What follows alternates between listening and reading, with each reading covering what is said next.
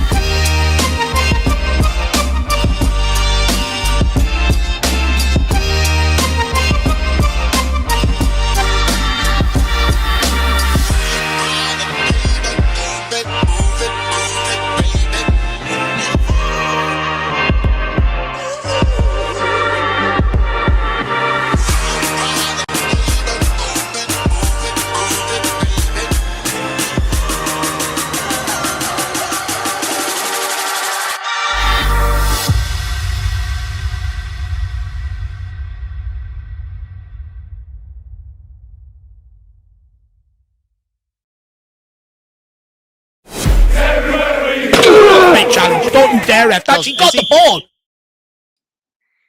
Forgot to add Dave in here. We're just putting this together last minute, but hello everybody. How are we? Hopefully doing a little bit better after yesterday. We made some sort of comeback of some kind. I've titled this as a daylight robbery in Tottenham. I think that's probably a fair assessment of the game. I'm glad that we did get something from it. Personally, I'm in a delusional position where maybe there is some sort of positive to take from that, that you did get to see the players to a degree, try their best to try to get back into the game. But to be honest, the warning signs, the issues, the everything from the players just not being good to them maybe not even understanding what they're doing out on the pitch to Ange Postecoglou once again, looking like he could have potentially lost that game. And I think that would have been then 20th, 19th loss of the season in total. And even the fact that I'm saying is a daylight robbery sort of suggests that maybe we didn't necessarily deserve the draw, but we are going to try to summarize it, try to get our minds, around it as best we can around this football club through some Twitter reacts. And then afterwards, we will be doing the video highlight reactions to the game between ourselves and Bournemouth. Plenty of things that, people disagreed with, not just around the football club, but also actually from the game. Dave and I were convinced that Pop Matasar did in fact mean the cross shot, whatever that's supposed to be called, when you sort of go for the disguise shot. But in fact, it looked like a cross to many others, and plenty of people thought it wasn't intentional. So we'll be taking a look back at that, seeing, a second angle or two, and get your guys' reactions and your guys' second thoughts on it, as well as plenty of other moments in the game that will probably be big, maybe taking or talking points to our game on Thursday. The right side, once again being completely just blown open by guys like Kirkesh. And this is going to be, a dual part sort of stream. So we're going to be doing Twitter reacts here. just because there's a lot of blow up on there. There's a lot of people that are venting their frustrations around the club, around Ange Postecoglou, pretty much around everybody. Nobody is safe, really, I think, at the moment in time. Yeah. And then we'll be doing the big upstream afterwards, which is pinned at the top of the chat. And last thing I'll say is, please follow us over. You do us a massive favor by doing so. I also just think it's something that maybe plenty of you guys haven't necessarily checked out yet. And it is actually very cool. It is something that is totally unique to that platform, something we can't do over here because we would get in big trouble with YouTube if we tried to do that over there. So please, everybody, do join us for it. It would be great. And I'll now pass things off to Dave. Now, Dave, good to have you with me, sir. How are you? You were back from a little river journey to take your mind off of Spurs, which I think plenty of people probably wish they could have done today if they haven't done already. Yeah, do you know, I just woke up today, Jack. Look, don't get me wrong. I get we probably didn't deserve all 3 points yesterday to a certain degree, but I'm happy with the draw. I'm happy just stop losing games. Although these are the games traditionally you want to sort of win at home. But I woke up this morning and I just said, you know what? I can't just go straight to my computer, the doom and gloom of Tottenham Hotspur. I just need to get out.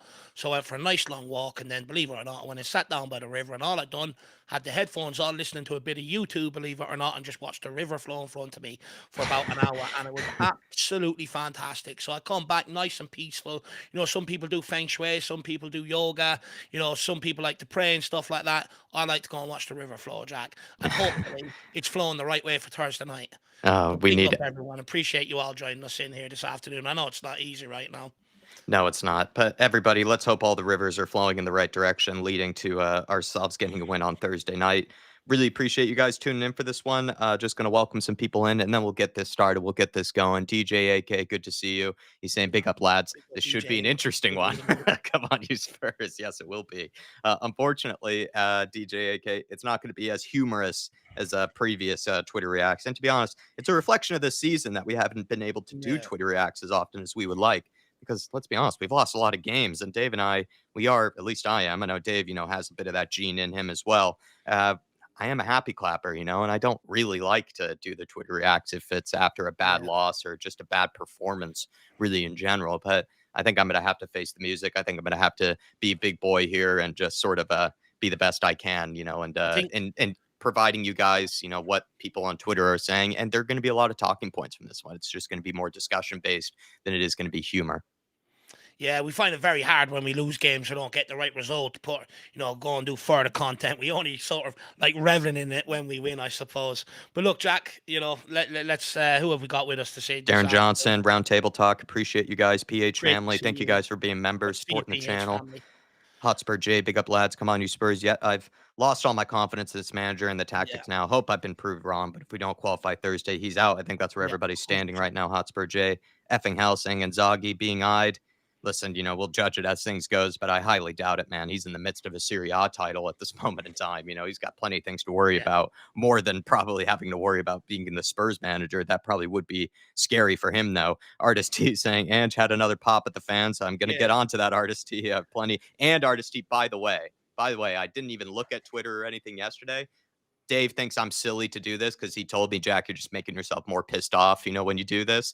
I do listen back to Ange Postecoglou's press conference. I went to, I think it's called like Beanie Man Sports. It's a good channel because you kind of just get all the press conferences from any club, really, right, of any game. And I listened back to Ange's last night, and I was very close, to just nearly screaming while I was just on the sidewalk there, because just the little sort of snipey, bickery type of, pop backs that he made at the fan atmosphere, pretending as if, a home atmosphere was somehow an away atmosphere for him. I just started to lose it. But Artist T, I do have plenty on that. Don't you worry. Dark Sun G is joining us. Thank you, Dark Sun G, for putting up a brave face and joining us, sir. He's saying, just grateful to see Cootie and Van de Ven back. Again, definitely right. And then Spurs N17 show. Good to see you. And it's funny, the Leyton Orient manager maybe was right about Ange. Who knows? But we'll see. We'll see, Artist T. Dave, anything to say before we descend into the madness? Also, big up Dark Song G says, just grateful to see Cutie and Van de Ven again. Absolutely spot on there, Dark Song G. It was good to see them back out on the pitch, although I'd argue Romero looked a lot more rusty than what Van de Ven did to a large degree. And then Spurs N17 show, I'm not sure if he's saying we're terrible or not, maybe it's a typo, but he says, Irish Hotspur is terrible, just like our performance have been. Hopefully, we can bring in a capable manager in soon. I don't know whether you're calling us terrible or not. If you are, look, each their own. You're I entitled don't to think your. we've been as terrible as Spurs have been this year. The Spurs and TV. Maybe we've had a few losses, the Irish Hotspur this year. I'm not sure if we've had 18 this time. We try our best, but appreciate you, sir. But everybody smash the like button for us. And then as people are piling in, like I said, take a look at the top of the chat pinned up. There is the link to the big upstream that we'll be doing right after this one. It will be that video highlight breakdown that you've seen before. If you haven't seen it before, really encourage you to check it out because, like I said, it's not something we can do over here. We get in big trouble if we did. Copyright strikes, all that sort of stuff. Something that they are doing over on that platform. We find it to be very fun. It's actually a good way to sort of wrap up the game as well. Kind of, just sort of get it all out there and then just sort of put it behind us in a way, right? So please join us, everybody, and we would really appreciate it. Also, you just help out everything that Dave and I are trying to do on this channel by joining us for those streams. Let's get into it, Davo. Yeah, let's go.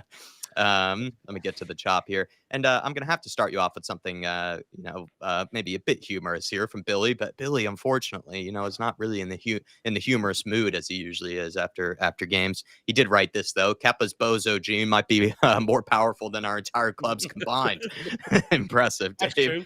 That's Kepa, true. do you, you had a little debate with Artist T. Kepa probably was our savior, in a way last night. He let in Pop Matasara's cross shot. Maybe he could have done better with it. I'm not too sure. I thought it was actually, just one of those kind of crazy goals that do happen every now and again. The penalty, I'll be honest, Kepa was probably a bit of a bozo to come out and really take out Sonny like that. Just not really necessary. Yeah, But at the end of the day, like, they made the mistakes, we capitalized on it, and we got the draw from it. But here's even Alan Raktos said, check in the mail for Kepa. That's what he said. He's sending a mail. He's sending some money to Kepa just to thank him. Look, I get that Kepa's, problems have been well documented, all the way from his time to Chelsea right through, This was a keeper that went for, he was the most expensive keeper in the game Yeah. at one point. Yeah. But the reality is, right, if anyone else scores Papa Massar's goal, it's going around the internet as a worldie. Look at this worldie that's been scored. But because a Tottenham player scores it, it's luck or the goalkeeper shit. And also, the good ball by James Maddison and run by Son drew Kep out off his line. I'd argue that's decent play. That's good play as well to a certain degree. I do get what RST was saying. Don't get me wrong. That look, Kep is a bit of a bozo too, but he's playing. But at the end of the day, I do want to sort of give praise because I criticise us when we're shit going forward. But that ball by Maddison, that run by Son was exactly what we need to see. I think it's good play. And here's the kind of start to many of the comments, by the way, everybody, about maybe some of the maybe snipes that Ange made, back at the fan base once again. He said, yeah, it's over. I don't like any manager, though, taking shots at the crowd, especially after what we've put up with and generally given a lot of grace to. And these are some of the quotes. By the way, they are missing one of them that I noticed because he kind of took two different pops at the fans during his press conference, Ange. The other one was when he sort of described, and I'd say again, check out that channel, B Man of Sports, not being, just not plugging them or anything, just saying, I think they're a good channel.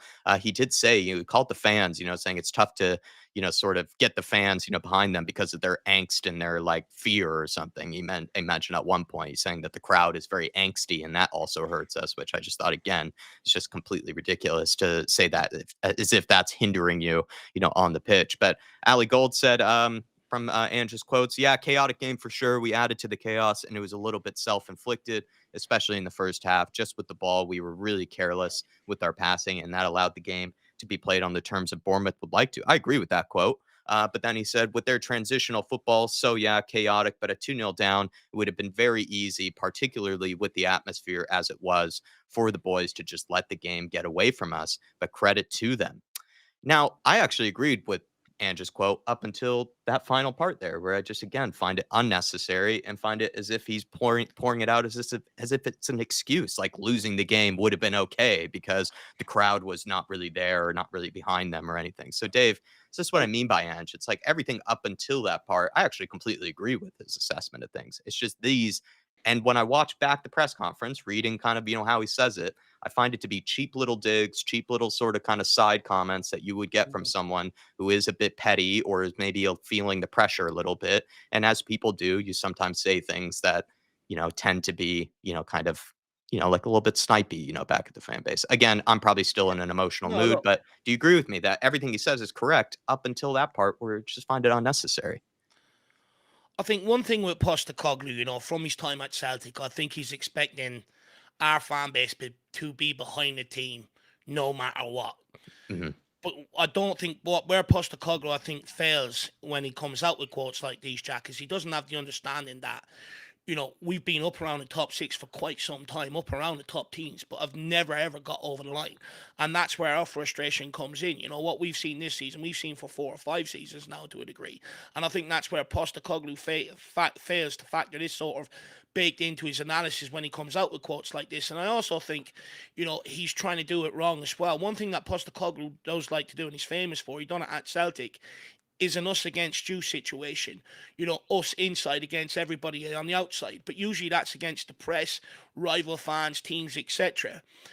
But off that quote there, it's almost like he's pitching the fans against the squad. And I don't like that to a certain degree. And I think lastly, look, Postecoglou did that say after the Ozzy Alkmaar game Thursday, and he sort of reiterated that after the game yesterday as well, that the atmosphere on Thursday night is going to be very important. But I sort of sit on the side of things. It's like, given how the season has panned out, 18 defeats this season. I think we've won 5 home games in the Premier League all season long. I mean, at what point does it become up to the team to give the fans something to shout about and get behind? And I think it's just very naive.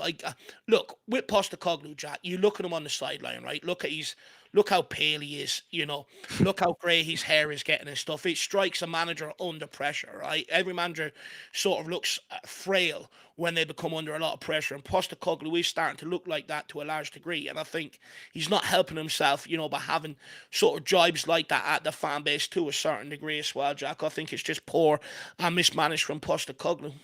I just find it to be unnecessary. Whether he thinks, the atmosphere might have been dead. It might have been, It poor, was but flat yesterday. but It's you been also flat have a to lot this realize, season, it's though. 18 losses on the season, and you were 2-0 down at one stage, and you were like looking like you could have been 4-0 down, 5-0 down. It's just, I find it to be a little tone deaf, and also, again, you're not really taking any accountability or responsibility. And like I said too, maybe just unnecessary. Like, even if you do feel that way, Dave, this, like, we try to be, we're two bozos ourselves, but sometimes you got to hold things back. Like, if you feel like, you want to be an adult about things and things are Yeah. going wrong, you can't just all the time just make little snipey comments and things like that. It doesn't help anyone. It doesn't save the situation at all. And in fact, I think he's doing it to try to sort of save face himself. But in fact, I don't think it is, helping him save face. I think it's actually just putting more heat and pressure on himself. And I'm not even sure if Postecoglou realizes that or if he doesn't care. Either or, I'm just saying it's not Well, I helping the think situation, mate. I think what we're seeing now, though, Jack, as well, is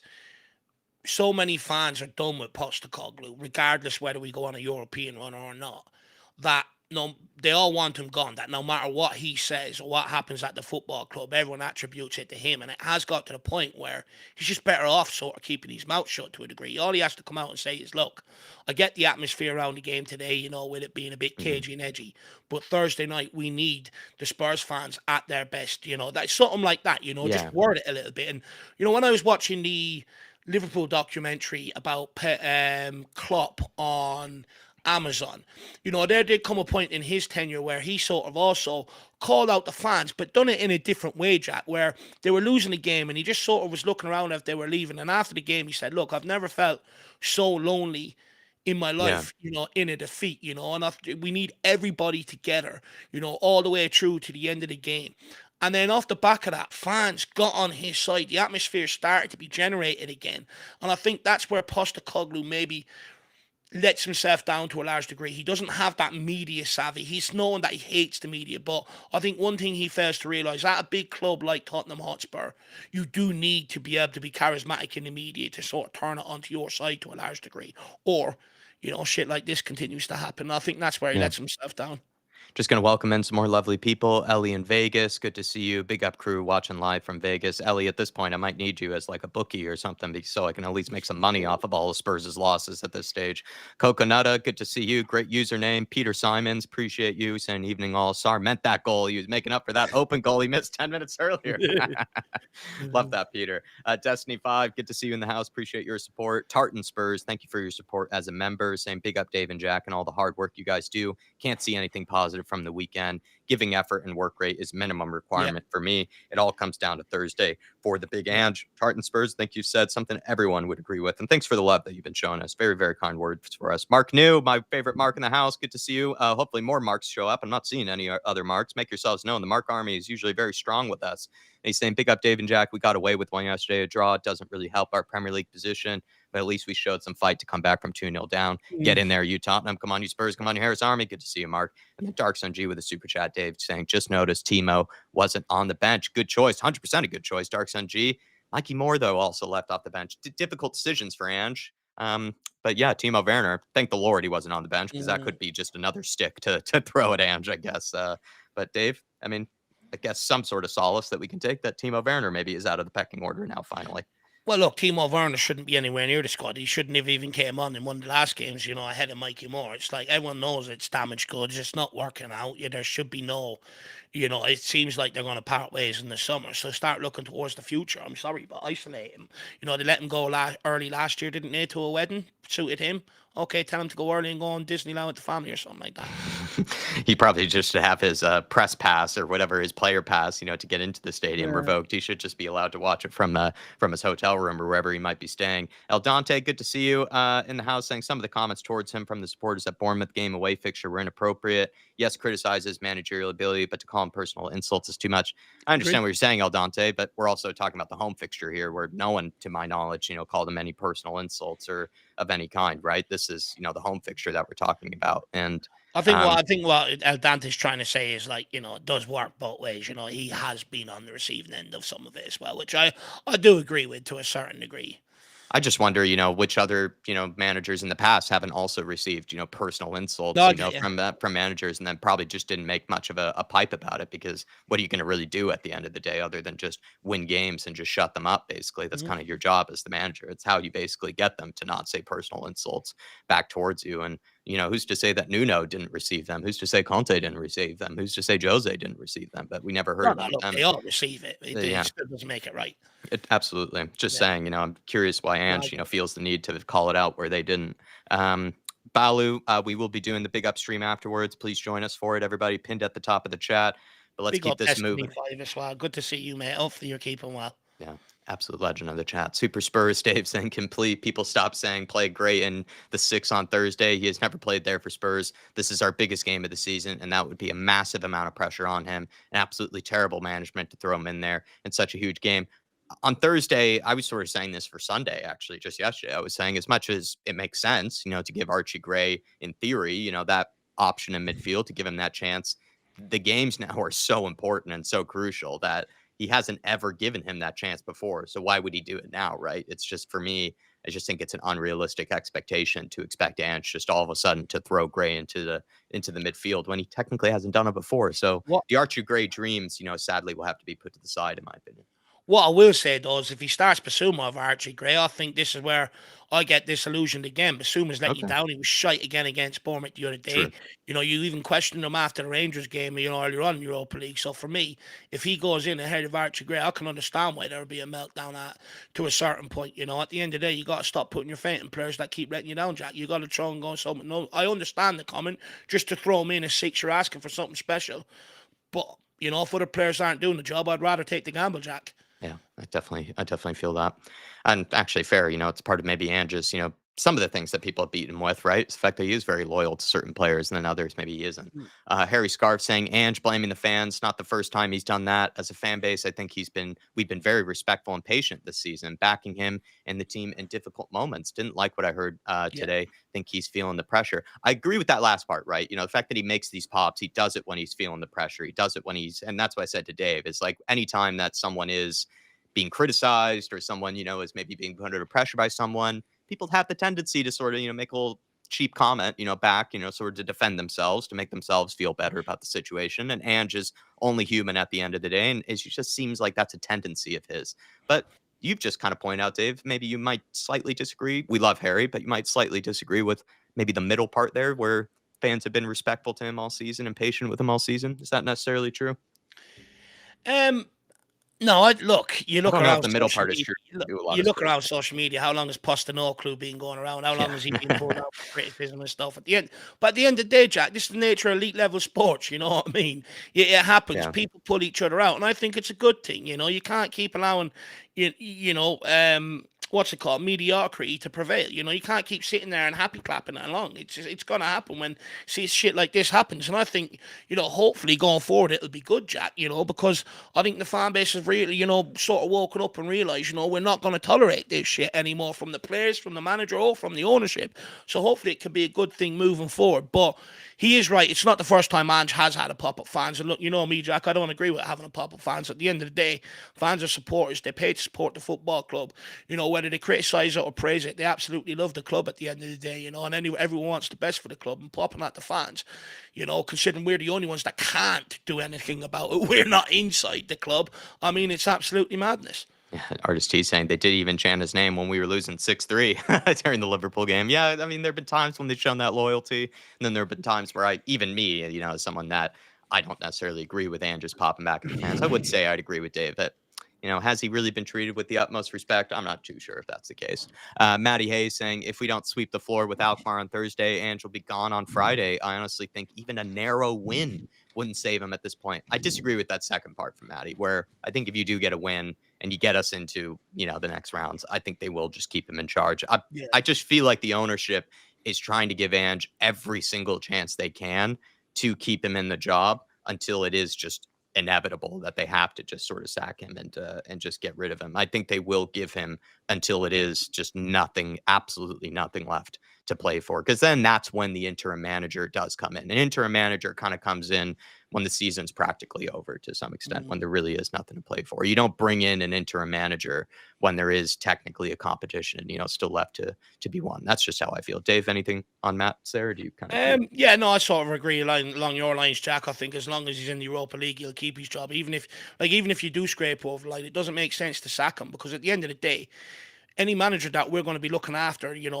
out of a certain quality, more than likely is going to be in a job and ain't leaving their team, with 10 games left to go. So after that, it's going to be a Mason or someone else in charge. We've got a couple of first team managers in there within the coaching setup. So, I don't think the club will make that move to a large degree, Jack. And I also think, once the manager's out of the firing line, I've always said, I know where the anger's going, and it's going to the ownership, because it's the only thing where people could concentrate on. And that's where people start talking about the patterns, etc., like I keep speaking about. So they're also going to keep him. They're also praying that he goes long in this Europa League to stave off the inevitable as well. El Dante saying Basuma shouldn't even appear for us between now and the end of the season. He took it a step further with what Dave said. Big up El Dante. Appreciate your support. Thanks to as well Cynical Dad for joining us, as well as Colin Turner and Deli20. Big up to you guys. Thanks for joining the stream. Over 125 people in the house already, very, very quickly. So we appreciate you guys. Smash the like button for us if you can. And then do follow us over to the Big Up stream afterwards. You'd be helping us out a ton. This is one of my favorite tweets of the year, actually, whether you are an Ange fan or not. This is genuine, I think, very funny from Cody, saying people say Ange doesn't improve players, but us at Alkmaar and Bournemouth have never looked better. Fair fight. Fair fight. Made me laugh. It made me laugh. That was Ipswich down of as the well. little humor I found. That was one of the best ones I found. So fair play to Cody for having good humor in the sense of darkness. And yeah, I don't know. Whether you find that cheap or not funny, I found that very funny. Boro, Zeus saying pretty good result considering how shit we were for a lot of it. Yeah. If you were to look at it objectively, that's definitely it. Dave, this made the thumbnail.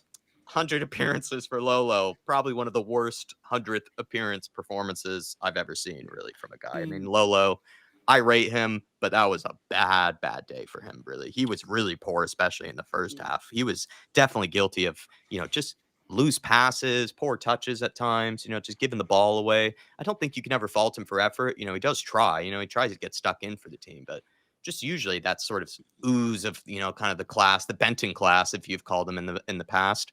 Just was not seeing that yesterday, and it's sad to see. Considering his 100th performance, really sad.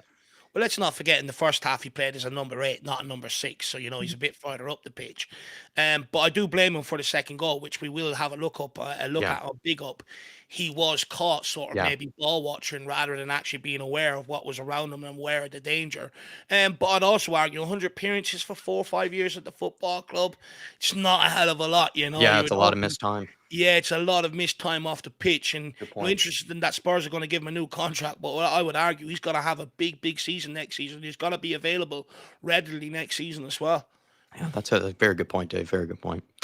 Milos Kirkesh, just a class assist. Dave, I know you're a big fan of his. And the reason I brought this is, what if we just had a player like this that could cross a ball, into one of our strikers, aka Dominic Solanke, right?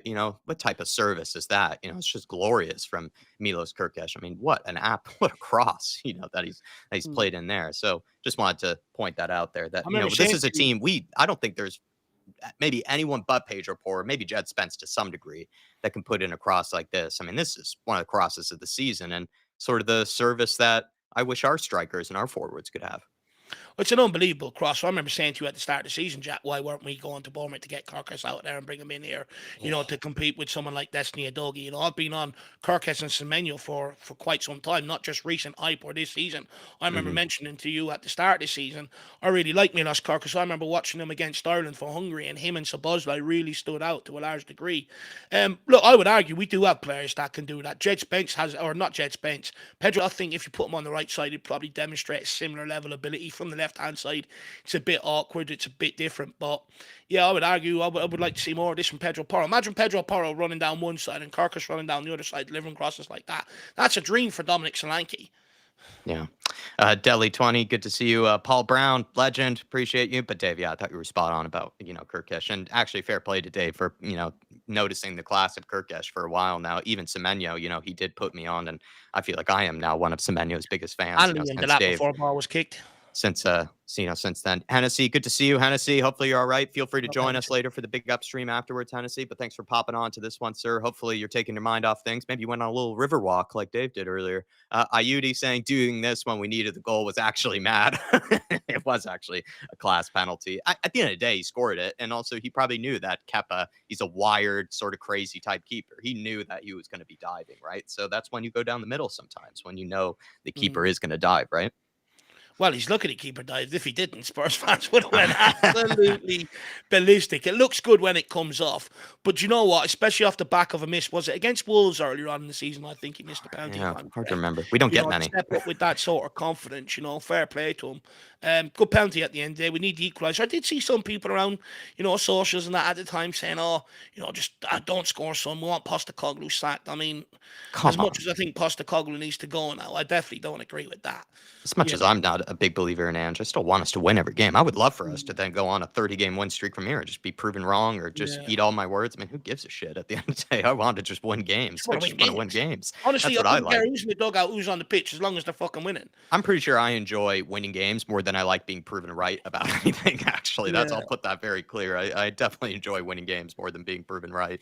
Um, I didn't have any problem with the penalty as long as you score it, really, as long as you score it. And I think he probably knew that Kepa was going to dive. That's at least when players go down the middle. That's what I usually think is going through their head, is that they know that the keeper is going to dive.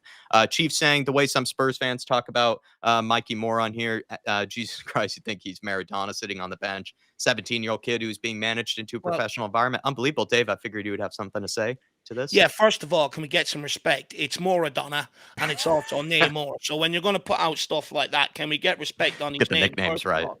But also, I would argue, when he's played, he's looked like our best winger. Even when he came off the bench for cameo against Everton, we watched our wingers for 98 odd minutes not being able to do a thing. He comes on, puts on a beautiful ball into the box for a Charlison. Actually, that's another player that can deliver across like Kirkish there, actually, Jack.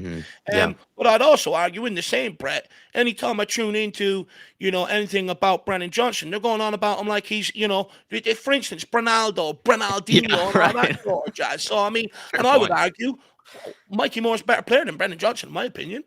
Yeah, that's a fair point. All the Bernaldo nicknames, yet somehow this is out of line with Mikey Moore. And like you brought up there, right? He hasn't been given many chances, but when he has been given a chance for a 17-year-old, he's actually looked, all right, and he's looked like that he can fit in. It's just only he was given more chances.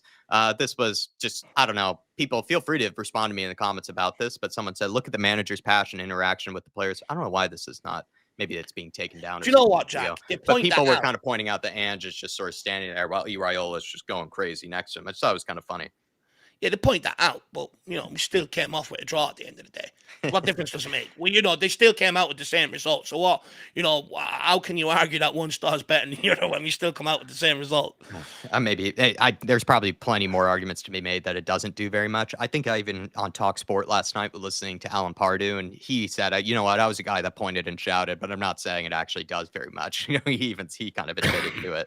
I To me, just maybe it's just for some fans, it's the validation that the manager is trying some sort of things from the touchline of whether it has honestly, impact. I don't know. It's like maybe it's a placebo effect kind of thing, Dave. You know what I mean? Honestly, I don't think it matters, Jack. If you're losing games, they're going to pull you out for your body language. For instance, I remember when Conte was running around like a lunatic on the sideline. My dad got mad about it. But now he goes mad about Ange, standing there like a statue on the sideline. I just think once you're winning game, it doesn't matter, or losing games. I think it doesn't really matter what sort of you do. You're going to pull him out. When Conte was running mad, how many people didn't want Conte calm when we were losing games and stuff like that and would criticise him, saying that he's too erratic on the sidelines, the team needs calm and stuff like that. Do you know what I mean? And I think it's just whatever we have, I've said this before, whatever we have, we want the opposite to a large degree. So on that, but what I would say is, one does strike me as more of a coach, the one that's out there doing all these, things with his players, instructing them and looking to,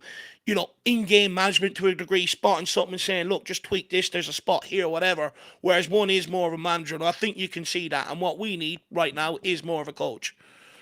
Future's bright, future's lily white. Good to see you with us, Evening Irishman and Jack the Hat. Hope you boys are living the dream.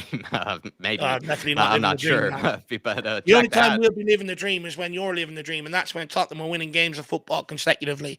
I'm actually been hatless for a lot of this season, only because I'm just trying to save my hairline. With all the losses from this year. Future's bright. Good to see you as well. Artist T saying, I highly disagree. If he doesn't get the minutes, he will absolutely have a conversation with his parents and agent, and he will go to another club. I think that is the worry, right? That's right, With Mikey Moore is, this was kind of the season where he'd be given chances and given minutes, because then after 17, once he turns 18, I think he is eligible to then go out on loan, to other clubs and potentially move on. So I think that's why this season was important, to give him that belief that, there is a spot for him in the squad. And can you really say there is, with how this season has gone? Maybe not. Every time you think Bentancur might be our worst midfielder, Basuma finds a way to sink even lower. Really impressive how they continue to push each other. I thought that was just a funny comment. As much as I defend Bentancur, I did find that to be a funny comment. And also just so damning of Basuma. And I've said that before, right? The fact that Bentancur has been out for numerous periods, right? And Basuma still hasn't nailed down the position. It's just amazing with no competition in front of him. Cam saying lesson for today is, where's Pedro Porro? It came from the misplaced pass, to Brennan Johnson, right? And that's what caught him out of position. But it is a theme of this season. Where is Waldo? Where is Pedro Porro? Rocco saying, was he good? No. Was he bad? No. I'm tired of you guys using him as a scapegoat and acting like he's been terrible every week. He's not our best player, and we can improve on him, but he's nowhere near as bad as you lot say he is. And he's far from our biggest issue. Rocco, I don't know. Is that from 4 years ago when he probably has the same tweet about Harry Winks from about 4 years. I can guarantee you now, if you look back, there'll be the same. He's tweeted the same thing about Harry Winks 4 years ago. This is the same shit I used to hear about him.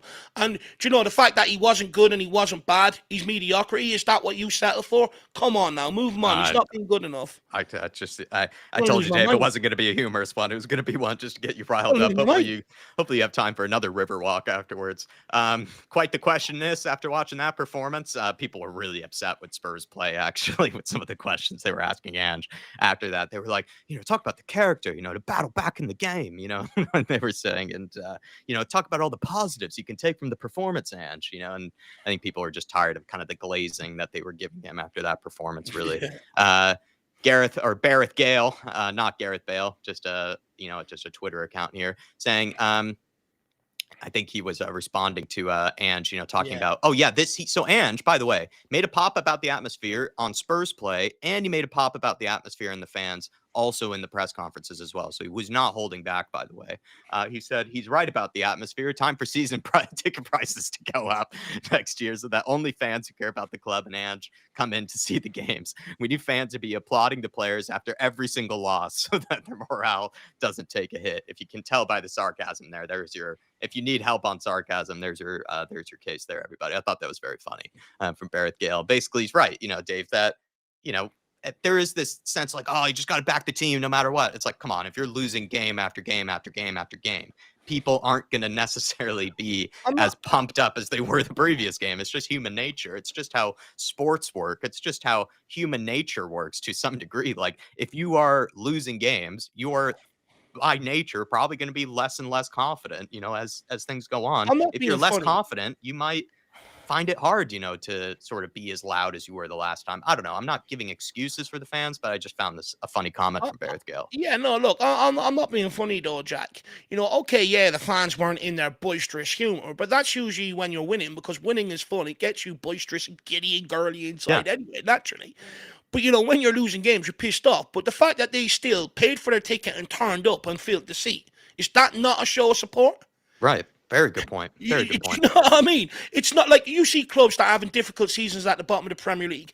Come near the end of the season, their stadiums are half empty. Big teams that drop down into the Championship, their stadiums are half full the following season. The fact that we're still turning up is a sign of support. Just because we're not singing and dancing, but that's up to you to get us to do that. Yeah, 100%, Dave. You said it much better than me. I just 100% agree. I did love that comment. It goes like, we should just raise the ticket prices and just get in as many Ange fans as possible. I just thought that was hilarious. And then Ange would never complain. Rosa saying Ange would have called BS on the idea that that game was a positive when he first joined the club. Now he's just Yeah, nodding spot on. along. He can go F himself with the comments about the fans, though. Love that from Rosa, Spot actually. on. That, Love that from Rosa. Fair play to Rosa. Might retweet that, actually, because she's right, right? When he first came into the club, he had really high standards, for the level of performance and level of play. mm, Now that he's a man under pressure, he's willing to just sort of be glazed by the Spurs play people and sort of nod along and then still take a pop at the fans. TH Trunk saying, can't continue to caveat this. We're down there with as bad as I've ever seen us. It's dark yeah, days of the late 90s, early thousands yeah. stuff. Dave, I mean, you were probably around for the early thousands to some degree, as a young man. Feels that way? Yeah, this is what I'm saying. I've said it many times this season. It feels like we've come full circle back to where we were when I was starting supporting the club as a boy, and that's also where I sort of again I think the ownership needs to go. The fact that they've took us to the heights of a Champions League final and all the way back again is sort of really concerning to me to a large degree, and it's sad actually, Jack. And I would argue as a kid. You're just naive. You're sort of just happy to watch football and stuff like that. Keep an eye on results. It doesn't really affect you as much as it does as an adult. Yeah, definitely. This is a contradiction to Barrett Gale's comment. The Miss Chris saying, as fans, the love and support we show our team should never be conditional. We should get behind the team through anything and everything. It's quite literally our job as supporters. The fans are the 12th man on the pitch. We should chant when we're down. We should always celebrate when we're up. It should always be loud as hell and uncomfortable for the opposition. The atmosphere at Tottenham Hotspur Stadium has been shit for way too long. F all these lame ass excuses. It's about time that changes. Our players are literally begging for it. It's a two-way street, in my opinion. The players and the manager have to do their side of things for the fans to then be able to deliver this cheery, positive, amazing atmosphere that she thinks should just be there every time. Again, it's almost like as if we're robots, I think in this sort of line of logic that just fans are just able to just put on blindfolds and then just start, singing, for 90 minutes. It's just not realistic. It's I've not never conditional. seen a fan base in any sports history that is going through loss after loss after loss after loss, and they're still just singing their hearts out, with absolute glee, especially if they are a team like ourselves that do have expectations of, finishing in high positions or do have expectations of going far in the Cups. I just think it's like, this sort of line of logic for me is like as if we're supposed to be robots or something. Sorry. I don't get it though, Jack. It's not conditional. At the end of the day, if you're still turning up to the game, you're still showing support. Yeah. It's like any relationship you have. Whether it's with your family or your girlfriend or whatever. you're still going to love them. But at the end of the day, if they piss you off, you're still going to show it. You know what I mean? You're not going to hide it and sit there and still clap and fucking everything else. You're going to show it and vent it at the end of the day. But you're still there showing up and still showing love and support. So I don't get that, to be quite honest with you. I think, that like, people call us a happy clapper. That really is a happy clapper. When you're losing, still sit there and clap. Do you know what I mean? Anyone that knows me, when we're losing, I can't tolerate it. I wouldn't call it happy clapper. I'd take it a step further. Call it blind clappers. Really, it's just being blind to what's in front of you. I'm a happy clapper. I wouldn't call myself blind though. At the same time, Lucas saying ignore the tactics, ignore the setup, ignore everything. It is effing impossible to do anything when the players can't do the basic of effing basics. It's so simple. They f up again and again. Dave, I think this is a point that you have felt like maybe people do miss, like simple passes, right? When we have 4-on-1s, 4-on-2s, 3-on-1s, and we still have it being broken down by misplaced pass or misplaced touch or something, and then all of a sudden they're going back on our end, right? It does something. Maybe this goes a little bit amiss at times, that these players are sometimes just messing up the absolute basics, and you're not going to win no matter what tactics you have if you can't do the simple basics. Well, the thing is, Jack, there's a large perception at Tottenham, and it's not just under Ange. Let's get real, under Conte, under Jose. What people left question, what do they work on before games, on the training pitch, during the week, etc.? Now, the reality is they are working with a plan. But if you come out and you do what Romero done yesterday after 30 seconds and give them a ball straight in on goal, it's your plan gone out the window. That's not your fault. That's the player's fault. And that's why, for me, don't get me wrong, I'll hold the manager to account. But largely, once it's over the white line, it is largely on them players. When you've got someone like Pedro Porro at right back trying to put the ball across the other side, straight into the midfield, straight back into them, rather than just put it down the line. Again, stupid. When you've got Vicario rushing the ball out from the back when you're under pressure rather than just taking a minute, and calming it down. It's not Ange Postecoglou. That's the players' split-second decision-making. We almost get stuck into the point where no matter what they do on the pitch, no, Ange is instructing them. And it's like, not necessarily, you got to understand, with the pace of the Premier League, everything is split-second decisions. Ange ain't standing there screaming, making that decision for them. That's on them. And that's why I've always argued, Jack, the calibre of players matter. The better calibre player you buy, the better split-second decisions they make, the better they are on the ball, the more competent they are, and the better quality you see on the football pitch. Just wanted to take some other good comments from people. Deli20 saying, imagine what a waste of time, putting Jed at left back. I think Jed, just has to be in the team no matter what. Spurs N17 show saying, all we want is just the best for our team. Completely agree. Moradonna says El Dante, just confirming it for Dave. Big up to El Dante. See, this is why I need to win, because I just need to get back to what I'm good at, giving out nicknames and celebrating. 100%. You're good at both, to be fair to you, Dave. Mark News saying, best tweets I saw yesterday were banter on that lot down the road. Rice celebrating a tackle for the worst United team in a decade. Yeah. Big up Mark News, spot on. Round Table Talk saying, I've rarely ever been any manager in or out. Only once have I taken a side. That being said, I don't see Ange being here next season if we go out to us. Very sensible from you there, Round Table Talk. And then he also said about Mikey Moore, which is just an interesting idea, saying how many 17-year-olds are really consistently getting starting in the top 5 leagues? Maybe only 1 to 2, ? I don't think Moore is in any danger of leaving. Look, absolutely fair point, right? Not many 17-year-olds do start in the Premier League. But I do, I do think if a player comes in and does well for you, you keep him around regardless of age. And this is the problem at Tottenham Hotspur. We continuously look at age. Forget about age. It's all about quality. Jack, I find it ironic, this year I have people arguing with me going, Postecoglou should use more young players. But last year when they were winning the Under-21 league and I was saying that these players should be brought through, everyone was saying, no, they're too young, too inexperienced, everything else. It's just absolutely madness where, the flip on it, which I think is good to a large degree. I think it's good that people maybe do want to see these young players come through now. They're not as scared. But the reality is, if you're good enough, you're old enough. Wayne Rooney, when he was 16, came on, scored a goal against Arsenal, was in the Everton team between then and the end of the season. And at the end of the day, you keep putting your faith in someone like Brennan Johnson, who... When he doesn't run in on the back post, he doesn't produce anything. Mikey Moore can. We've seen that time and time again. And for me, just stop putting blind faith into a player that's letting you down and give someone like Mikey Moore a chance. You bring in someone like a 17-year-old and he hits the ground running. All of a sudden, everyone else has to up their game because they don't want to be embarrassed by this kid. I think it's a good thing to have some of these guys being around.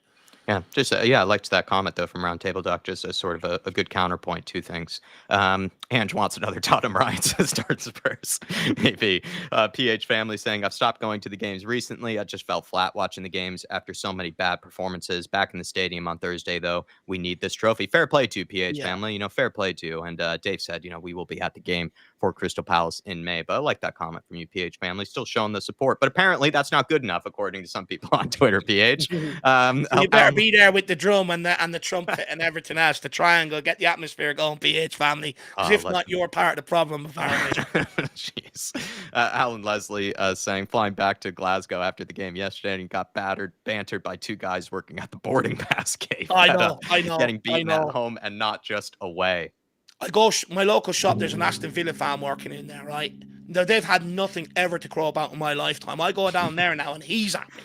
I'm like, seriously, do you know what I mean? I can't escape it. I was walking out of the shop one day, and some guy started talking. He's a United fan. He started talking about his problems. I was like, buddy, you've watched your team win Champions Leagues, Premier Leagues, FA Cup, League Cups. Take it. I've been in this realm for the last 20 odd years. I'm sorry, I don't have the head to listen to United's problems. It's getting to the point I can't go anywhere without anyone bantering me about Tottenham Hotspur. It's disgraceful. Imagine the guys on the board and pass checking bantering you about your club. I mean, seriously. Yeah, no. El Dante saying Dave and I seem to have that link-up play with being founding members of the Kulusevski Club. I love that. Yeah, El Dante. and how much of a big miss has he been the last couple of games? I would argue, El Dante. And then Artist T just offering a counterpoint. How many youth players have been as highly praised? Sorry, early in the morning for me. Not really, just coming up with Ange excuses for myself. How many youth players have been as highly praised as Mikey Moore? That's the difference. I think that's where also some people feel like, Mikey Moore is different. He's different gravy. Super Spurs saying extremely poor game management by Raiola. 2-0 down. They should change the tactics and see it out shortly. Just thought that was funny again. Tried my best, everybody. You can see I do try my best to sort of mix it in there. Patty saying this one quote from Romero says it all you need to know about our medical team and how they're not fit for purpose. Dave, did you see this at all?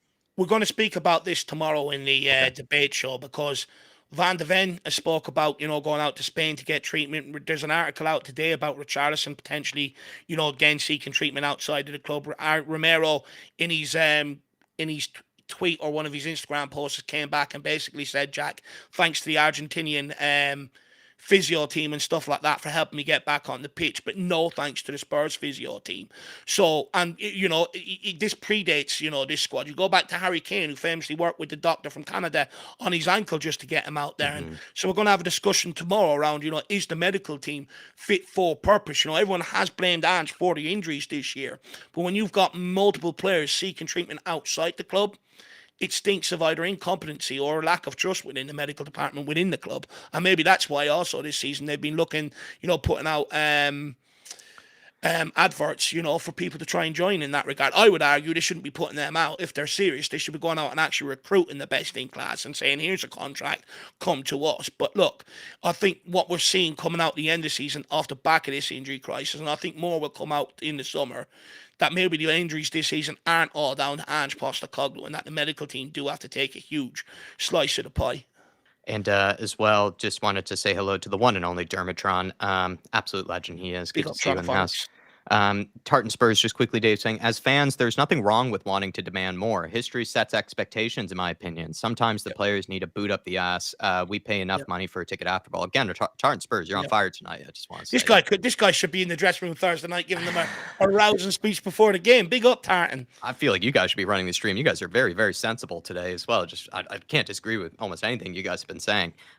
Seb Martin, I believe, saying still a big believer in Pop Sar. I think he's been better than people give him credit for. Dave and I felt this way. I'm not going to spend a whole lot of time on this. Just nice to see a fellow Pop Matasar enthusiast, on Twitter, just sort of defending him again. I said this to Dave. I'm confused because I just felt like, a lot of people will say, oh no, like I always wanted Winks out. I always wanted Skip out. I always wanted these players out. I just felt like a lot of Spurs fans showed a lot of patience for certain players that, were definitely never good enough and continued to put in stinkers of performances. Didn't even show half the ability that Papa Matasar has, by the way, in their early days. And to a lot of these people, I feel like Pop Matasar, in their opinion, has been bad for like a month or two, and then all of a sudden they want to throw him out the door at like 21 years of age. Like, it's just, I just don't get it. I just think it's a whole different standard all of a sudden for Sar. I just don't get it. I think we already covered these Yeah, we've quotes already covered from them. Alistair Gold. The Spurs Express, this is sad. It is now impossible for Tottenham to record 10 home wins in the Premier League this season. This will mark the first time since 2010, 2011 that Spurs have failed to win at least 10 league But matches at remember, home. you need to show up, clap, bounce, and everything else, even though you're not even winning home games this season. You're still expected to stand up and bounce around and be joyous. Madness.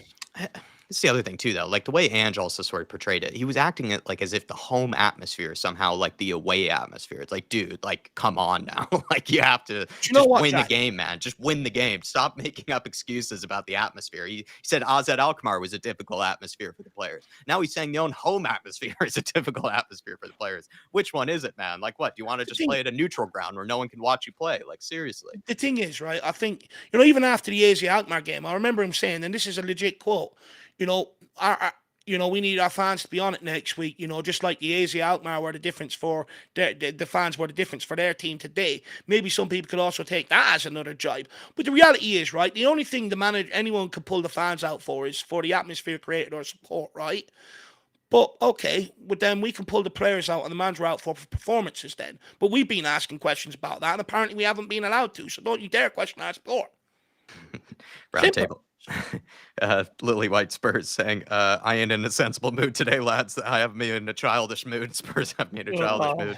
Blue Deer saying Mickey celebrates Sonny's goal. Well, it's just trying to mix in a little bit of happiness. I don't really call for calling people names or anything, but I just thought this is an example of what I mean when things get bad at Spurs. As fans, I think it's more important, even if you see differently, even if you don't see eye to eye. I think it's important to try to come together, support each other, support the team as best you can, but also just realize everybody's going to have different takes on things. Everyone's going to have different frustrations. Everybody's not going to see necessarily, the problems all the same or in order, right? Some people might have different priorities for how the things go wrong. To call each other names and to call each other out and say that the fans are the problem, as I've pointed out many times before, I think is ludicrous. I think you should be absolutely looking higher up and be looking at the people that actually do have real influence and impact on what's happening on the pitch. That being the players, the ownership, and the manager. To call out other fans, again, I just find is ridiculous. And that's what I allude to this part where he says it will be on this fan base as well, fickle and entitled, like seeing someone really toxic ask their therapist they can't find love. What an exaggeration as well, as if, the behavior we're showing is, signs that, we're people that don't deserve love or something like that. It's just the calling out of like the fans at this point. I'm just getting really, really sick of it. I don't think it's entitled either, to be honest with you, Jack. I think it's just the wrong way to go, in my opinion. Look, at the end of the day, before leaving that touch this club, and I know it wasn't, sustained success every year, but we do have a history of winning things, and since Dave took over, there's other alternative ulterior, things out there that maybe have contributed to us not winning. But, we don't win anywhere near as much as we used to, or pick up silverware anywhere near as much as we used to. And I think that's to be taken into consideration. That ain't the fans' fault. Even when we were under Pochettino, going into finals and everything, the fans were the best atmosphere I've ever seen around Tottenham. Best camaraderie around Tottenham. Like, there's no better fans in the world when you are winning games. But at the end of the day, you're absolutely spot on. At the end of the day, all we are is supporters with an opinion. So at the end of the day, it's on the management, the ownership, and them players, and the coaches in and around there as well. On what goes on the football pitch, nothing to do with fans. And this is what I keep saying. Stop blaming each other. It's not your fault. At the end of the day, you're all entitled to your opinion. You pay enough support the football club to have your opinion. At the end of the day, people internally that are responsible for the lack of success on the pitch. Because, I can guarantee you, if you were to flip the argument to Simon Yemaine and say, go and push for the owners out, he'll say, well, the owner's not going anywhere.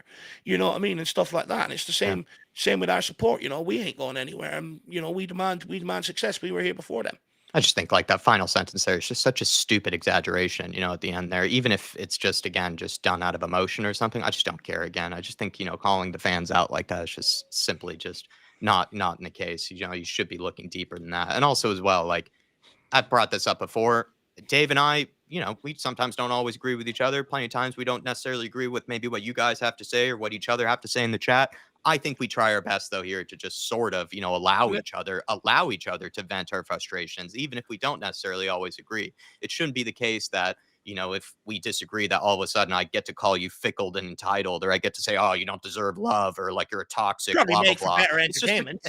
Maybe makes better entertainment, but over on this community of ours, that we're, building here, I'd like to think that not even trying to pat ourselves on the back. I just think it's actually simple basics of life. I think we try to make it so that people can feel comfortable enough to just, whether they have a difference of opinion or not, they can say it in the chat, they can say it to us, and we'll hear it out. We'll probably disagree or we might agree. It doesn't matter really. It's just, you shouldn't have to go to those sort of levels, to have to prove a point or something, to call someone fickle or entitled or privileged or whatever, silly word, as an insult. It's just something I think Dave and I try to avoid, over here. Because at the end of the day, there's so many different football opinions out there, and there's so many things that are going to happen that we're not going to agree every single time of, down the road. It's impossible really. So you just have to accept that people are going to come at things from different angles in life. Well, let's test the theory that the fans are the problem, Jack. So we'll come up with a stream tomorrow. We'll come on.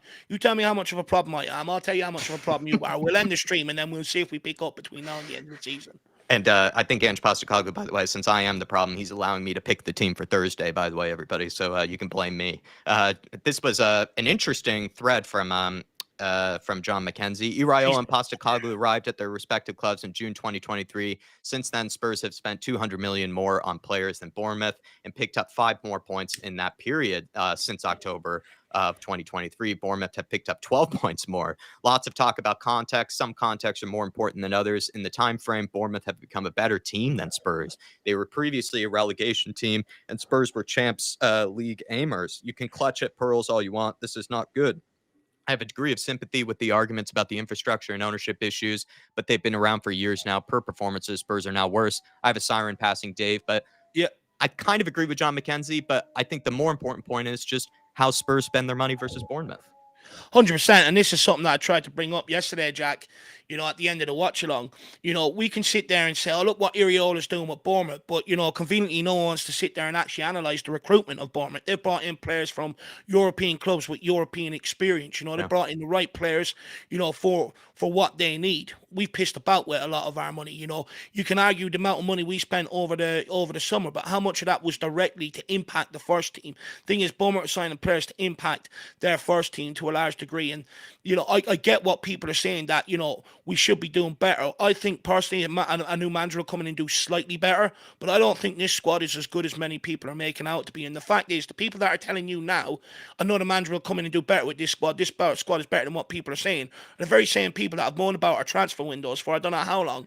Do you know what I mean? To a large degree. So it's sort of like where I say is, look at the Bournemouth recruitment. You're telling me you wouldn't take Milos Kirkis in this team. You're telling me Evan Nilsson didn't look like the better striker yesterday on the pitch over Dominic Solanke. You're telling me you wouldn't put Semenyo in our team over Brennan Johnson. You're telling me you wouldn't have Justin Kluivert in our team. Come on now. Siren still passing, but Potty Villa saying big up lads, poor performance yesterday. Hopefully things turn around for us. Big up to you, and good to see Yano 71. Jesus Christ, they're getting ready for the Paddy's Day parade out there, Jack. I wish, man. I wish. I wish. On to Ange, Era, and also as well David Hall. I think I saw your name earlier in the house. Legend of the David Army. Good to see you with us, sir. Hopefully you're still with us in the house. And Angira saying, just had a look at the bench and seen Mikey Moore has been dropped from the squad again. If Ange's treatment of him has been disgraceful, if I were him, I'd leave in the summer for game time. I wouldn't go that far to say that he should already leave, but I think he's well in his right to be frustrated.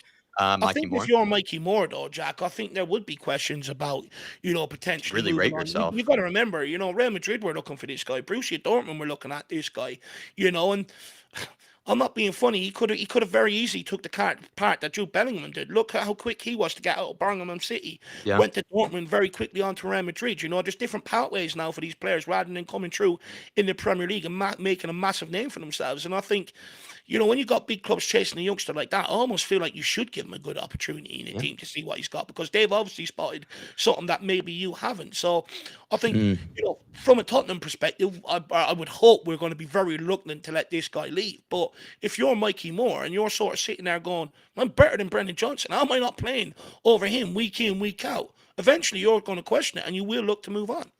And also, right, look at Noni Madueke, pretty much just backed himself, rated himself, felt like there was no pathway for him, just took the move out, to PSV Eindhoven, and look where he is now. Mikey Moore could look at that as a situation. Successful teams in the 23-24 season: Madrid, long-term manager; Atalanta, long-term manager; City, long-term manager; La Liga Madrid, long-term manager; Serie A, Inter, long-term manager. Successful teams back to manager. That's why they're successful. Be patient. being patient part, if you're saying just give Ange all the time, I think that, you need to look at it a bit deeper than that, Yeah. because at the end of the day, he does need to win games. But at the same time, backing the manager, right, and showing them that faith from Stability the in the dugout. boardroom level is where it's spot on. Stability in the dugout as well, Yeah. is absolutely crucial to winning things. And this is something that I've tried to point out for a long time, Jack. We bring in a manager the minute results start turning, get him gone. And this isn't defense Postecoglou. I've said, it's come to a point where, going into next season, I don't think Postecoglou fancies it. I don't think the squad fancies it. I think there will be a change in manager. But something I've always maintained, Jack, is if we really want to push on for success, there has to be stability in the dugout. You can't keep sacking a manager every second season. And I've also pointed out, you look at teams that have won in the English Premier League, a lot of the trophies, it's all been because they've had, stability in the dugout. And it's something that I've tried to point out for a long time at Tottenham Hotspur now. Can't keep going through this saga of sacking managers all the time. In fact, I'd like someone to do something about the relegation run, because I remember saying to you when we had Conte, Stellini, and Mason all in the dugout in one season, then that's what relegation clubs do, And where were we for large parts of this season? We can't keep going down this route, and that's why, if the next manager that comes in, the board have to back him properly, because my main argument has been Jose failed because of recruitment. And I don't want anyone to argue with her, because that's the reality of it. He knew what players he needed. We gave him Joe Roden and Session and said, go and do stuff. Conte failed because of recruitment. And Postecoglou has also failed recruitment. People can keep coming at me. Oh, but look at the money we spent. Okay, but that's naive. Look at what we spent on for the manager and what his needs were. Completely wrong. And that's two things that we need to add up. You bring in a manager, back them. That way you get stability. You keep backing them. That way you've got enough quality, and then you go and compete for honours. So it's really not difficult. The thing is too, though, is that if there is so much managerial turnover, it also allows the players that have been there for a while to know that, they can technically just get the manager out themselves, that they know that the manager is less safe than the players. So technically they can then throw him under the bus easier than they would at other clubs. And I think you made that point, and it's something you made in the past, right? And there is something to that with sustainability and keeping the manager in the dugout. It warns to the players that, listen, this guy's going to be here. So if you're not performing, you'll be out of here before he is. Yeah. And it's the complete opposite at Tottenham Hotspur. Yeah. Carly saying should never ever start together ever again. Funny enough, I remember just the last week people were saying that was our best midfield. Those two together. So Can we not change them pictures with Paulo Johnson for the right hand side as well? Yeah, really. That's probably better done. Paulo keeps saying only 15 players in the history of the Premier League have scored more goals than Son Heung-min. Just a nice little factoid. And also, right, if you just, Son's legacy, sadly, I just don't think is maybe been helped by this season. But, once we calm down after this year, you do think about it. Just that stat alone just tells you a lot. Definitely one of Premier League's best ever players of the last 30, 40 years, you would say. I've had enough. This is just him, yelling at, Ange standing on the sidelines. It's quite funny. I'm not going to play it, just saying it was a free ticket. Brilliant. Yeah, that's what it was. I was trying to remember what the joke was. I didn't want to play the audio because it was a lot of cursing and stuff. But he's just saying, "Who's this donut with a free ticket?"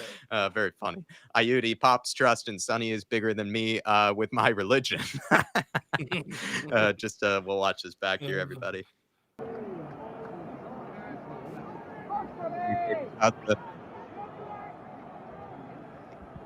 June 2, the movie. What am I looking at here? There it is. Pop Star, hands up. Oh, yeah. Lovely to see. Cody Mack saying we played these teams 13 times in the league so far. After that draw, we've now taken 7 points from those games. Shocking. And we've got a lot of them teams to end the season off with as well.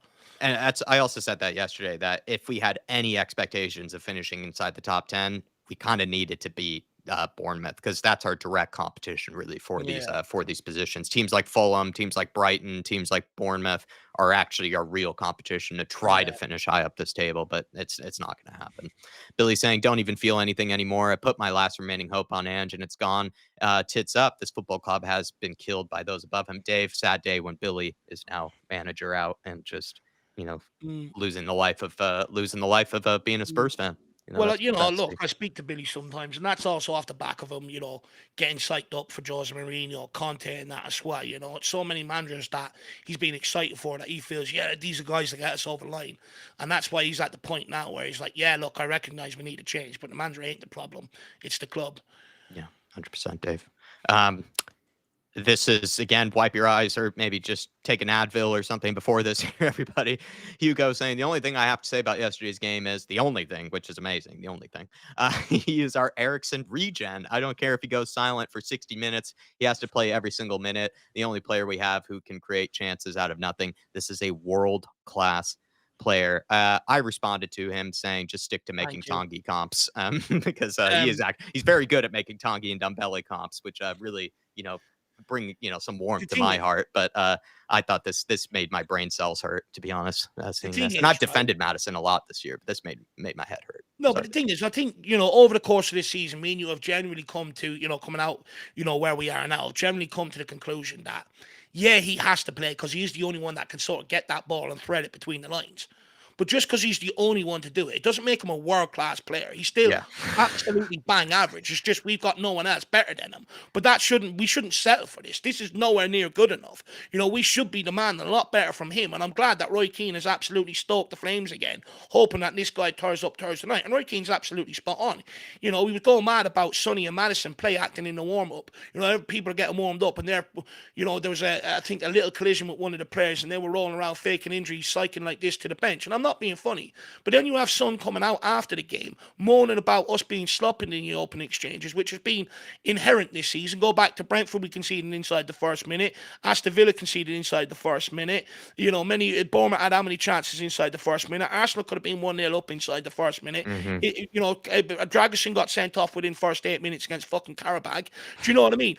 And you wonder why then we're coming out and this is where I don't think Son gets it as captain. If you're out there play acting around during a warm-up, which is supposed to get you up to speed, get you in the right frame of mind to go out there, the coaches are also giving you little motivational speeches to try and get in your head and get you in the right psyche. And you've got your captain and fucking vice captain out there rubbing each other up and down and stuff like that, goofing around. And you wonder why we start games sloppy. Do you know what I mean? This is where I keep saying, players also have to take a large accountability, and I don't give James Maddison a free pass. Roy Keane was spot on the first time with what he said about the consistency. James Maddison comes back, scores 1 goal, walks around shushing, and has done absolutely fuck all since. I'm not having it.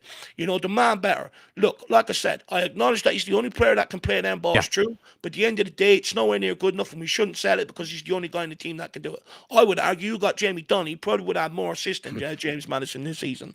I even looked at Bruno Fernandes' goal yesterday, and it's just like I don't even think Bruno Fernandes is a world-class player by any means. I just don't think he is, but I would trade him for Maddison in a heartbeat just because that Man United team are single-handedly being carried, in my opinion, by Bruno. I wouldn't really say there's a Spurs player right now that's like actually carrying us, that's like, really just dragging us through games like Bruno. That's what world-class players. That's Harry Kane used to do. I don't even think Bruno is one, right? But he's doing more, in my opinion. Maybe stats wouldn't support me in this, but just from my own seeing eye, I think Bruno is doing more for a shit United team than what Maddison is doing for a shit Spurs team, if you get what I'm trying to say. And that's what I kind of mean, dragging through players. World-class player. Hugo, love your Tongi comps. I just say stick to making the comps, in my opinion.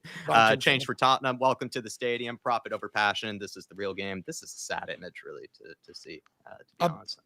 Yeah, it is a sad image, the fact that you've got the NFL and the Drive, sort of right beside the Spurs crest. And it's like we've made the Spurs crest bigger so everyone knows it's the Tottenham Stadium. It's like, I'm not being funny, but you don't need the NFL crest there. They only come over for a couple of games a season, and you don't need the Drive thing. Everyone, you know what I mean? It's like, it's a football stadium first. And that picture says absolutely everything about it. It's a bit tone deaf, to be quite frank. And I do believe they have more protests organised as well. So if anyone's interested, make sure you check out the Change for Tottenham page and get yourself updated on the next protest if that's what you want to do. It's a great image, great picture that they've taken there. Very well played by Change for Tottenham.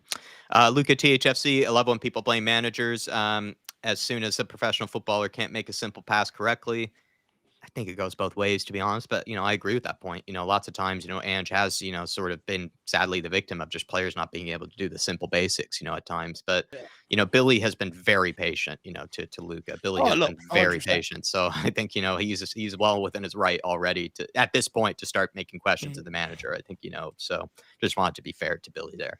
John Stokes, the legend that is John Stokes. Good to see you in the house. You've been very, very kind to us over the years. Hopefully you're doing all right, Johnny. And then Jackson De Silva, good to see you as well. Thanks for being a member. Daniel Wong as well. Good to see you, Daniel Wong. And Daniel 90. David H., your fellow David Harris. Yeah, and this was a big boy word. I'm actually forgetting, how to pronounce it now because I had to look up the meaning of it. But I think you can kind of get, by the meaning of the sentence, what it means. He's saying, remember the halcyon, I think it was called, days of August 2023 to November 2023. It's like the feelings of, joy and excitement, like excitement for the future and stuff like that. Just David Harris, your fellow David Harris, using very, very smart words there. Ryan saying 10 minutes after a 2-2 draw at home to Bournemouth, raised the standards. Now, this is the thing. I've actually seen the Spurs Stadium a lot busier, actually, after a win. So I think this is just fans, just sort of trying to find. Here's the thing. Fans are just trying to find each other. They're trying to meet up. They're trying to, look, to see what they're going to do afterwards.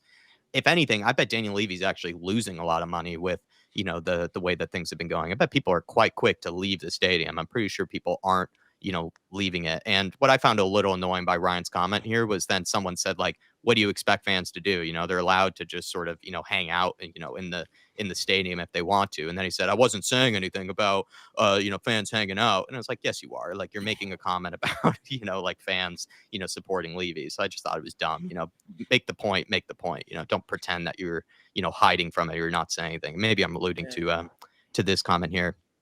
I've tried to see if I can. Some folks have hours of travel after a game. Why should they deprive themselves of food and drink? Because some folk tell them they shouldn't. It's pathetic. And he says, where did I say they shouldn't? I was just like, dude, just own up to what you're trying to suggest there. Come on, man. Yeah, it's like that is the point you're making. The guy was spot on about that. So again, it's just I agree with the point. Like, we should raise our standards, but is that his own footage that he took from the game? By going to the game, you're still going against what you're sort of implying to a certain degree. You're still paying for the match ticket. So if you don't want people, supplying them with food and drink, then also stop paying for your tickets. It goes hand in hand. You can't just pick one area because it suits you, because that's a cut you're willing to make. But then pick people out for it. If you want to boycott the stadium, boycott everything. And also, how many of your friends or your fellow fans have you probably seen, enjoying a nice pint at the stadium or something like that? Like, there's so many people that are very strong Levy out that I've seen literally have pints inside the stadium and food and sausage rolls inside the stadium. I bought Alex Davies once, a sausage roll inside the stadium. I didn't buy anything, but he did. I will say is, there is a lot cheaper options along the high road rather than paying, everyone's a hypocrite. Like £7.50 a drink or like £14 for some fucking noodles. You head down to Chicken, or there's plenty of good chippers around there. You can get a nice chicken burger and chips for like £5. Yeah, it's just saying everyone's a hypocrite. And also, like, half these people are just walking. Like, they're not even doing anything. They're just walking. But my point is it's like they're zoo animals or something. You're in the stadium, so you've clearly paid to go to the game. Yeah. So then don't pull people out for one part of buying food or drinks. If you're still supplying money through a ticket, it's a hypocritical statement, really.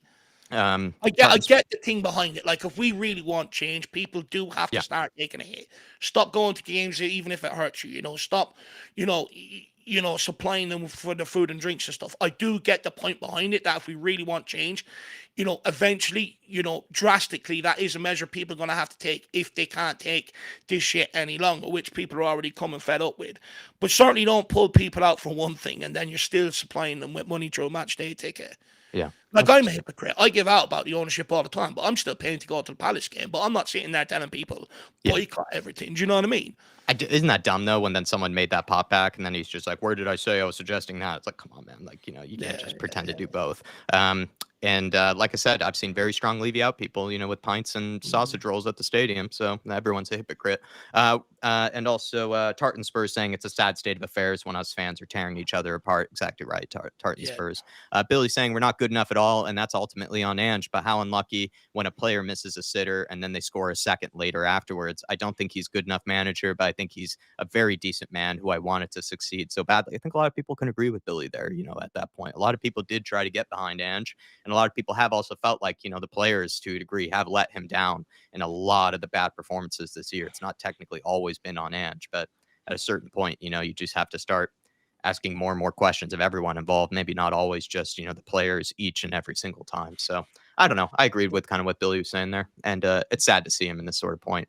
Big John Bassett, Dave saying Lloris, Rose, Jan, Toby, Walker, Wanyama, Dembele, Eriksson, Prime Son, Kane, and Dele. Not a single current player gets into that team. Yes, Ange is not good enough and should go, but the downgrade of our squad is not spoken about enough. So much trash. I mean, speaking from the David Harris Bible. Spoken about enough if you come to the right corners of YouTube, for sure.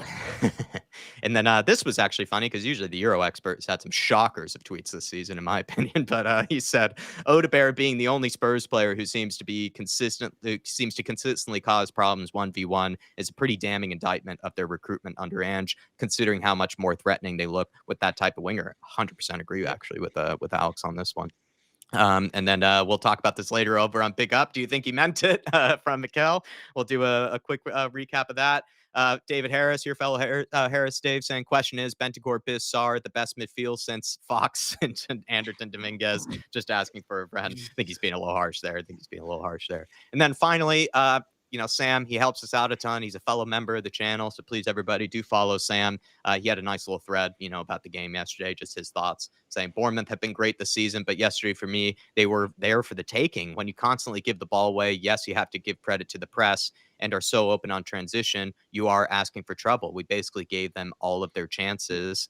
And I think Dave would agree with that. He said, we kind of gave them their chances. He's saying, which is backed up by the stats, in my opinion. 28 touches in their box to 7 in ours. Their finishing was poor on the day, which is something we have been fortunate to say for a lot of teams this season. How many games do we need to watch where we question how we aren't 2 to 3 down in the first 20? And it was a long thread, but big up to Sam, everybody. I think it goes back to what Billy said earlier on. Your manager can't legislate for Papa Matasar ballooning the ball 50 yards wide of the goal and then going straight up off the back and scoring off the back of it. And this is something I've been saying all season long, Jack. When we, in all last season, to be fair, we control a lot of possession, and in them moments is when you need to go and kill teams off. That's when you need to go and take advantage of that, and we never do. And I've spoke about the lack of forward players, the lack of real quality. The reality is, if we bring in another manager, we have to bring in better quality forward players, regardless if he's a defensive manager or an attacking manager to a large degree. I'd argue if you're going to bring in a more pragmatic manager, you need even better quality players than if you're going to bring in an attacking manager to a certain degree. But I think there has to be, coming out of this, Ange Postecoglou's style and system is all about attacking. Now, everywhere he's been, every other fan at clubs have really enjoyed it. I've really enjoyed the goals that their teams have gone and scored. He hasn't been able to replicate it in Tottenham, and largely that is down to Brennan Johnson being inadequate. Not having a striker last season, and then this season, Richarlison and Solanke to a degree, just not filling the role that we need. Sonny on the decline. And I think, once Postecoglou goes and the next manager comes in, if we still have the same forward line, I think that's where many people will only recognise that it is a severe lack of quality. But by then, I think it'd be too late. I think it has to be recognised and fixed over this summer. Because if you go into next season with the same forward line, mark my words, it doesn't matter whether you bring Iriola, Ancelotti, Jurgen Klopp or Pep Guardiola, we will look more or less to a degree so toothless going forward still in a lot of games. I can guarantee you that. And big up to Sam, everybody. Follow him at Spurs Undercover. We've now reached the end, and we're nearly done. But I think, the best way to sort of wrap this whole thing up in a nice little package and put this all behind us is to follow us over to the Big Up stream. I put in the links there. Please, everybody, do follow us over. We're literally going to go live in like a minute, pretty much just going to transition over, going to add Dave into the stream, and then we'll go straight into it. We'll take a look at all the highlights and put this all behind us and take a look at some of the tactical elements of the game. Just want to say you'd also just be helping us out a ton by following us over. Plenty of you I know haven't seen it yet. It's something that we can't do on YouTube. We get in big trouble for it. Doing highlight reactions, it's copyright, all that sort of stuff. So please, everybody, follow us over. The link is there in the chat. I've also put a link up in the community section as well for you guys to join us. So please do be helping us out a ton. And thank you guys. I think this has been a great stream. Dave, anything to basically what it is, it's a bit like Monday Night Football where they can bring up the clips of the games and sort of really dissect them and analyze them, and we get to know where players are maybe, because sometimes in the heat of the moment, your eyes leans you to one side and go, it's his fault. But when you can break it down, slow it down and stuff like that, you can bring in other players, or sometimes other players are at fault. And we'll definitely get a closer look at Papa Matasar's face to know whether he meant it or not. So make sure you join us over there. We'll see you in a minute. Thank you very much for your support. Thank you guys so much. Appreciate you all. Yes. No fan show tonight. We're going to do it Wednesday ahead of the big game on Thursday night. So hopefully people are somewhat excited and want to come on and speak to us. I think especially after how yesterday went, makes more sense still to do it on Wednesday, once again. So hopefully you guys can accommodate us for that. Appreciate your guys' patience, and we'll see you later for the Big Up stream. Come on, you Spurs. See you soon, everybody.